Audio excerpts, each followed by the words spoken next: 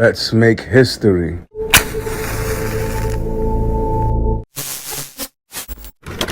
Colonel Harlan Sanders, the creator and founder of the beloved chain of fried chicken, KFC, Kentucky Fried Chicken, was born in 1890. He was raised in Kentucky. His dad died at 6 years old, so he was forced to do most of the cooking for all of the family.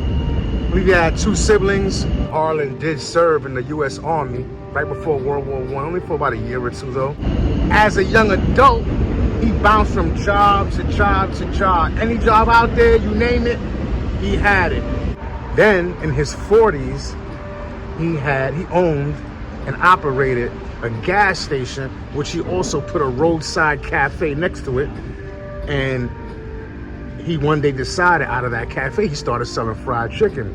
When he was younger, cooking for his siblings, he did a lot of experimentation and learned a lot during that process. So he had his own unique secret recipe of fried chicken.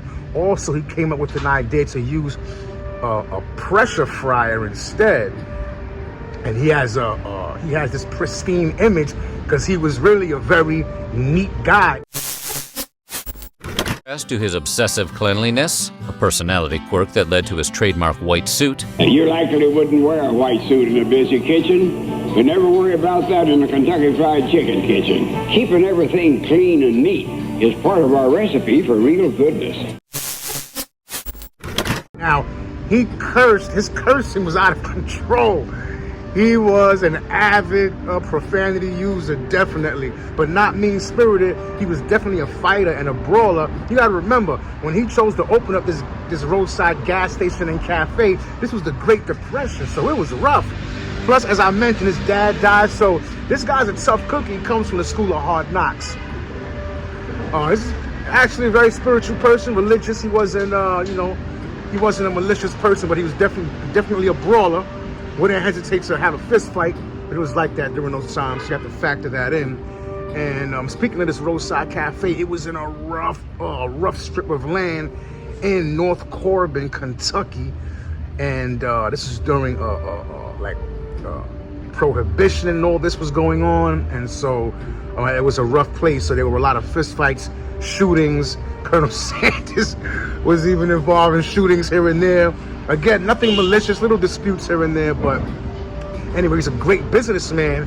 And then in his 60s, about roughly 20 years later, the first KFC franchise opened up in Utah. And at first, they were selling it as Harlan's Cafe featuring Kentucky Fried Chicken. It was at least a key item on their menu, a standout item on their menu. And it became so popular that they chose to instead name the actual entire cafe Kentucky Fried Chicken. Now, he sold the franchise about a decade later, after that first one opened. He sold it about a decade later for $2 million, what would today be considered $19 million. Even after he sold the company, he remained this mascot. And then later on, he actually was furious with KFC and the investors and the new owners. He complained that the changes the company had made to his gravy recipe reduced it to a damn slop. Sanders was witnessed walking into a KFC franchise as late as 1979, a year before his death, to throw food on the ground and berate the manager for what he perceived to be subpar quality. He died, unfortunately, in 1980 from pneumonia, also with complications dealing with leukemia. Left behind a wife and 3 children. Leave your thoughts in the comments. Don't forget to hit that like button.